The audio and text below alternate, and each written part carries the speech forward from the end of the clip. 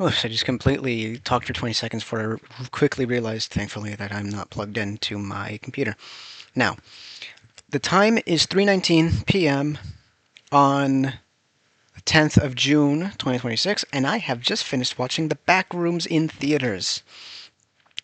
I was going to write down my thoughts, get it all organized for this video, and then I quickly realized I don't have that kind of mental fortitude right now as it's very hot and the heat pisses me off.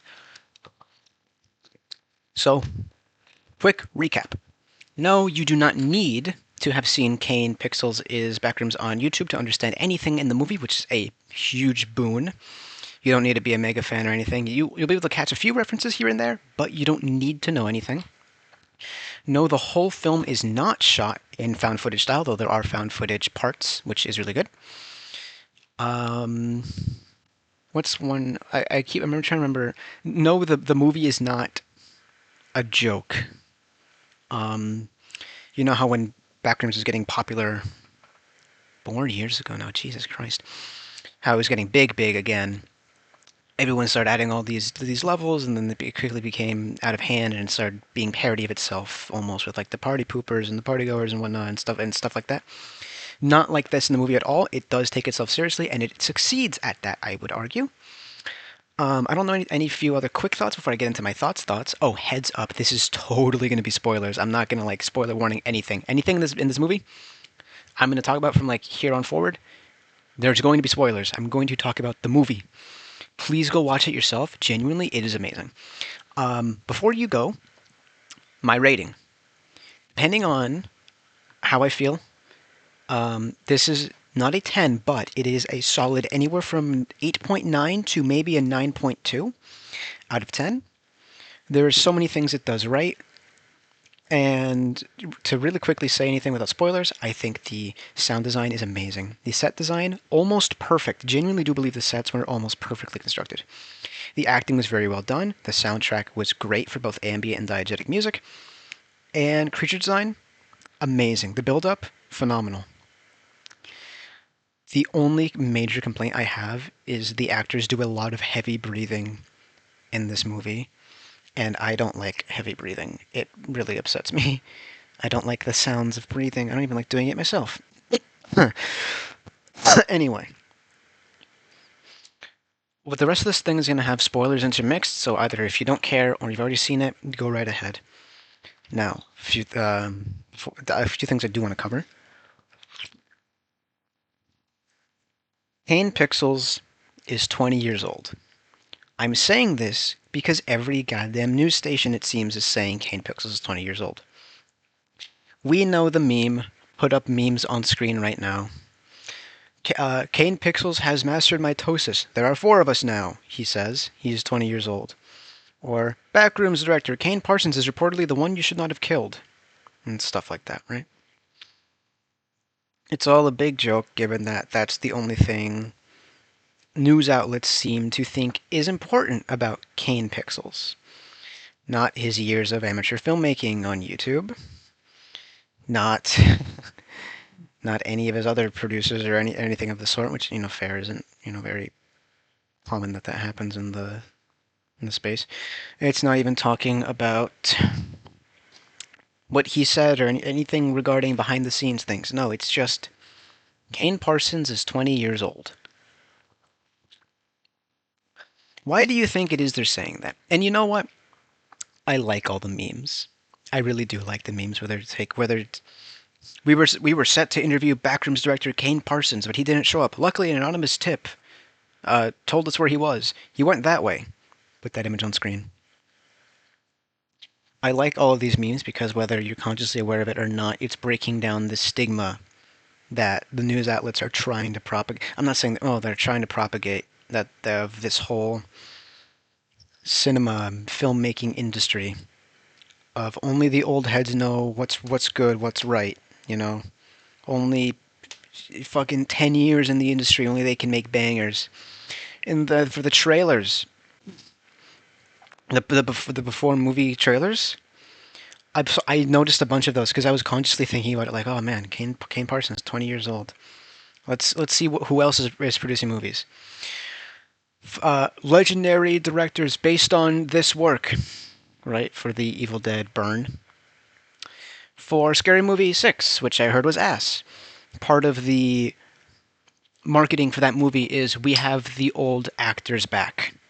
The old actors are back. The old writers are back. Trying to propagate this idea that only good things that come out of this industry are from well respected, well known old ass directors, writers, actors who have been in more movies than you can count and produced more movies than you can count, and that's all that matters. I'm not saying, oh, I think that's stupid. No, because obviously they're good. They're good directors. They're good writers. They're good actors. But we all know that because we've been watching their films for ages. So when you see something on like reported, maybe I'm not articulating this the best way, but you get what I'm trying to say. Kane Parsons, 20 years old, and the only thing they're saying is that he's 20 years old. His movie opened to 6.8 million in the box office or whatever. They're subconsciously dogging on this dude for just being young, which is stupid because, like I said, amateur filmmaking for 4 fucking years now, right? People, more than one project. Kane Pixels. Let me check his channel. Like more than one project for it's 4 fucking dude. Yeah, like 5 years now. Yeah, 4. That's when the Backrooms first started, and he's been doing this for fucking ages. The oldest view, right? The 3-part series that is just shy of no, that is just over an hour. That people adored, that everyone agreed he did an amazing job researching and bringing these places, these things, these parts from the past to life, and telling a good thematic story while also being a nice, through line plot of like little like thriller horror that everyone agreed was so well done and was amazing and had some great scares. Sure, it got co-opted by people online to make a joke, make fun of it, or just like get clicks, right? But that's not his fault. And beyond that, it's still good fucking media. To I don't know how else to explain it. It's just like he has had 40 years of backlog creating, but the only thing that people in these circles, be it news outlets, be it no, that's pretty much just it. Like fucking cinema, like forums or shit like that. I guess I don't know. I don't go on any for my own health. Kane Parsons, 20 years old, Backrooms movie. Thank God. And same with Obsession. The Obsession like director, isn't he also very young? Doesn't he come from not a traditional like filmmaking background? Like he's a comedy YouTuber, wasn't he? And he made Obsession. Everyone agrees was fucking amazing. If you're a horror fan, it's a must watch. Thank God they're breaking down that stupid narrative that is constantly being trying to be pushed. It's refreshing to see. Now, enough glazing a man my age with accomplishments I'll never reach and start talking about that damn movie. So, if you're the person in the Backrooms fan, heads up, you all know that I am a huge SCP fan. I am biased. So fucking biased in favor of SCP. I even made a video where I went through the Backrooms and you can see my genuine astonishment at how much SCP flavoring it is. So from the perspective of a man who has reasons to arguably dislike Backrooms for the bandwagon that it pushed of being a proto Uber diet SCP made by children with no quality standards that just got popular for that reason. Backrooms is amazing because it doesn't have a bunch of that shit. It doesn't have joke levels. It doesn't have, and I'm fine with joke entries. I'm fine with joke articles on SCP, right? I know a few still. I'm a huge fan of online horror. I was there with the first post of Backrooms, with the first 5 levels, the boiler rooms, the pool rooms, right? It was like I don't remember. It's been ages. It's been like 10 years, something like that. I was there when the shit started to get big, and I was there when it started to die down. And I can tell you with complete certainty that this is amazing. Like I keep cutting myself off. There's no overabundance of entities, though there are a few creatures because it's a horror movie and they're expertly designed. They have a clear narrative and thematic purpose with great physicality. It's an amazing screen presence. Their sound design was amazing. It's just like, and the designs, but they were just so fucking good. I see people very clearly online, or saw people very clearly online. I don't want to say missed the point, makes me feel like an asshole, but they missed the point of this film, I guess. It's not, wow, scary rooms. How will we get out of this caper? There, if you watch it, I got the very, in what I think is a very clear, obvious motif of stagnation and destruction. I think that's what it was really all about, the whole everything. That's why it's Captain Clark, right? That's why the furniture is kind of busted as shit. That's why it's all, like he said, just a memory of a memory of a memory. It's all just, I want to go back. Why can't I go back? And that's, self-destructing if when trying to do it. So a few things that said, oh, the layout's changing, like on the mural on the wall. Whether or not that's true doesn't matter, right? But it's very clearly, in my opinion, given the whole house being demolished, shop going under, how he can't get over how it's, quote, his house, that it's just, you're stuck in the past, right? Or at least that's sort of the vibe I got. In the comments, it started dialogue. I don't know. I want to see what you got out of this movie. It's pretty good.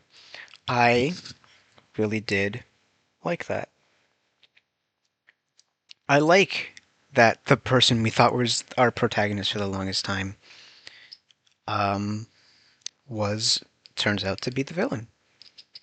Well, he was the protagonist. Well, I guess we had two, which is not abnormal. Protagonist and the future antagonist, something like that. I don't know how to pronounce it. And I think his plotline did resolve itself fine, right? I think maybe it was a bit quick, but we don't know. The sense of time is a bit wonky. But I think it fits, it makes sense, this, that, and the other thing. They very clearly spells out his mentality. Nothing's ever his fault, right? He got something to blame always. Until he just decides, I can't change, it's the way I am. Fuck it, right? Might as well just be this. Because the movie literally spells that out for you. But even still, I think that was very well done. And like I said, the physicality of these things on screen. Captain Clark, most obviously, or as they called it, the pirate, you can hear in the background. I like that. I like that they don't call it the shitty little furniture store mascot, that they called it what they called it, because shit, what do they care, right? They're just async employees. Cute reference to his series, eh? With the whole async employees. I liked that. Right? The set design was just so good. Again, I really bothered me that they were just heavy breathing constantly, but I mean, sure, you're not gonna have them talking all the time. I wanted to make the joke Vibsy Pop movie because they kept swearing like a lot, but whatever, right? I do think that fits. I'm trying to wrap my head around what I want to say because I keep getting lost and I'm fiddling with things in my hands so I can try to follow these ideas through. But how do I put it? If you go into this movie thinking it's just a found footage thriller movie, you're kind of gonna come in with the wrong expectations and then not enjoy the film after the fact. I think if you went into this movie thinking it's not going to take itself seriously, you'll be upset when it does. Because I've seen some people be upset that the movie takes itself seriously. Because, again, it has something to say about clinging to the past, about self destruction, isolation, which are all common themes surrounding liminal spaces in general, about even the backrooms, if you go on the wiki. Everything's an echo of memory. I think that's to its benefit. I think the build-up was great. Oh, the dialogue Clark had with his therapist, Klein, I forgot her first name, was amazing. The callbacks were so good. The, I don't want to say motif, but like motif of the stone that she just couldn't separate herself from. And then you cut to the end. She's too as a little fragment of herself stuck in the back rooms. I figure that even if there's no sequel, honestly, I don't think it needs a sequel. I think it's fine as is. Fuck, what do I say? How do I say this? Should have written a few things down. You're getting my real thoughts real time. I'm happy there weren't many jump scares that didn't lead to something. There were a few, sure, but I'm happy there weren't many jump scares that didn't lead to something. I like when we get the big pop, and it does something after the fact that goes somewhere. I like just barely seeing shapes in the dark, because we got a few of those. When Captain Clark picked up the camera, that was just, you know. The climax of the movie in the fake house, the walkthrough house, right? Those little, what are they? They're not they're the little prefab houses. It got me so uncomfortable in the best way possible. It truly felt like good direction. Obviously, amazing direction. Kane Pixel must have ran a tight ship in that bitch. That was solid. The acting for that scene was just so good. I called it that it was likely his wife. At least I think that was implied to be. What was it, Barbara? I forgot the name of the wife already. Given that she ran from Clark, given that he said somewhere there's a guy with a shirt, a man in a wheelchair with a lamp. Then he looks back at the woman, doesn't say anything, right? Tells her to get the lights, and when she does, he's like, it's still my house afterwards. Did this exercise with her didn't get anywhere? I think that's his wife, or is represented, or like is a part of his wife, or whatever, warped by the backrooms or whatever. I don't think she literally fell into there, but I think that manifested itself regardless.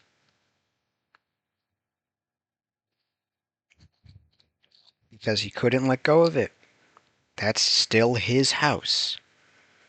Like he didn't say that's my house, by the way. No, he said this is still my house.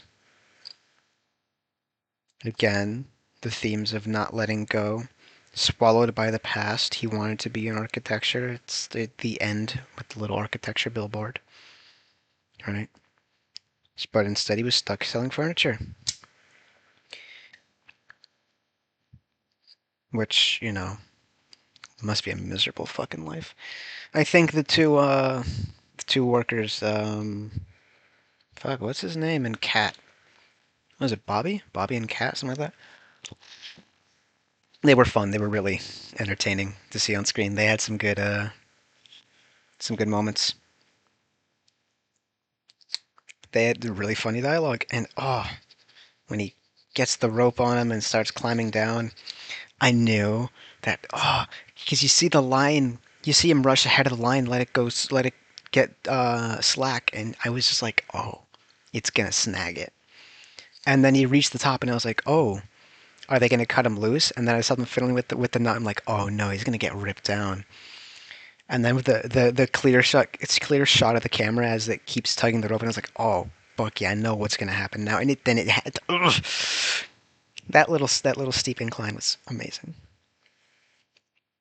Descent into madness, I guess, because that's kind of what happened. No,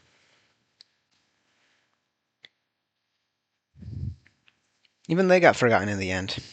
They're missing posters on the same telephone pole that kept melding into the background, sunk through the floor.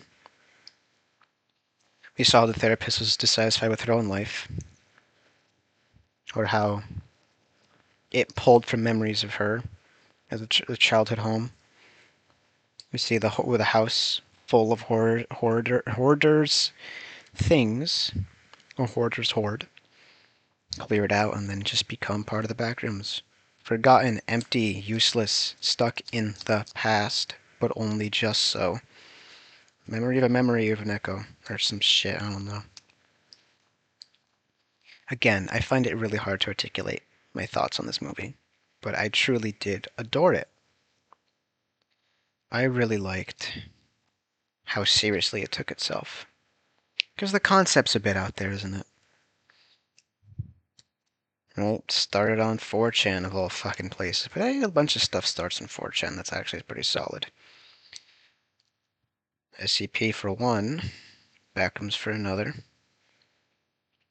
Despite the transphobia, Snoot game ain't half bad.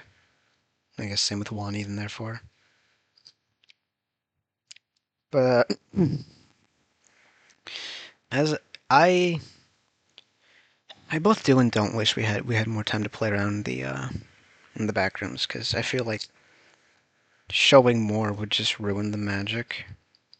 Place is magic. It gave a good imposing feel, I guess is how I want to phrase that.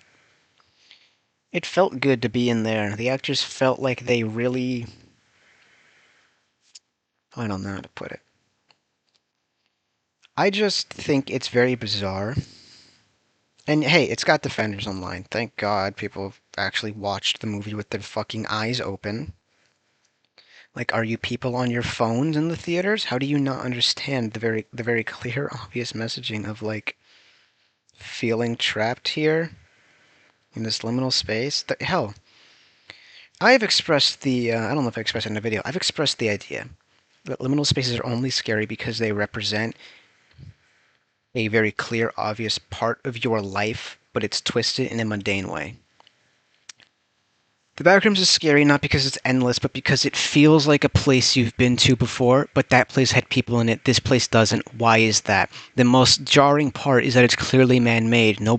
Office buildings do not appear, right? Believe it or not, someone constructs office buildings. They put the floor plan down, then they make it. It's specifically only man-made for the service of serving man. It is an office space, one with no sense of scale, one completely completely that's a complete maze. I'm trying to think of the word.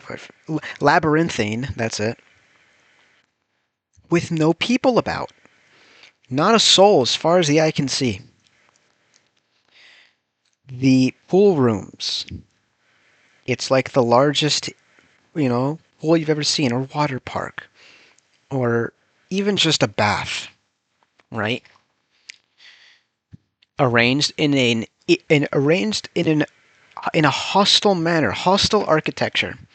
But that doesn't make sense. Because these are created for people, by people, to be full of people. Yet, at every turn, it's created against the way you naturally want to move, completely devoid of anyone, and nobody built it. But it makes clear parallels to something that should exist, and then completely warps that, completely 180s it, complete warp if how anything of that, how any fucking... I can't speak. I flung a bottle cap. Do you get what I'm trying to say with how I feel about liminal spaces? Backrooms did it great, right? The setup to finding it, fun. Showing him clearly constantly frustrated, always upset, perfect for the climax.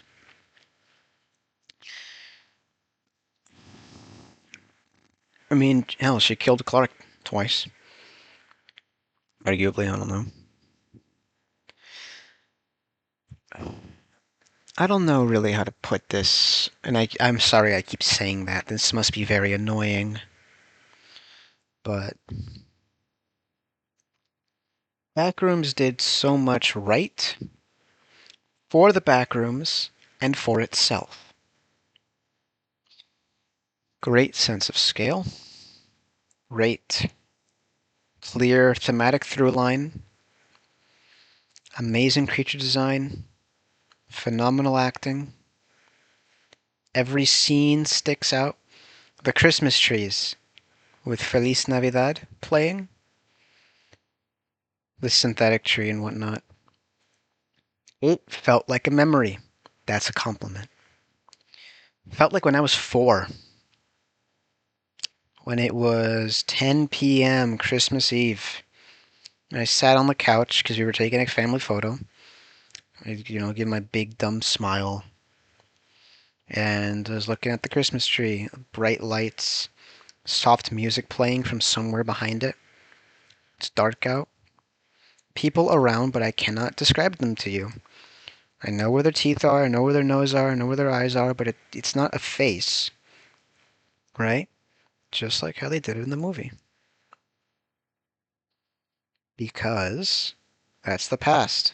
We can't go there. Trying only hurts you and the people around you. It don't do anyone any good, especially not you. Keep moving forward, I guess. Whether or not that was actually his intent with the film is beyond me. I don't know the man personally, and I hope this isn't a complete misunderstanding of his film. But at the end of the day, it's what I got from it. What I got from it. I like this movie. I think you should watch it. I think we're going to see a lot of good shit in the coming years for horror. We're going to see a lot of ideas of loss and trying to get back to something, I guess. I don't know. This is a good movie. You should watch it. I hope this wasn't very annoying. But I think I want to catch up with the YouTube series. I've been a bit negligent of that.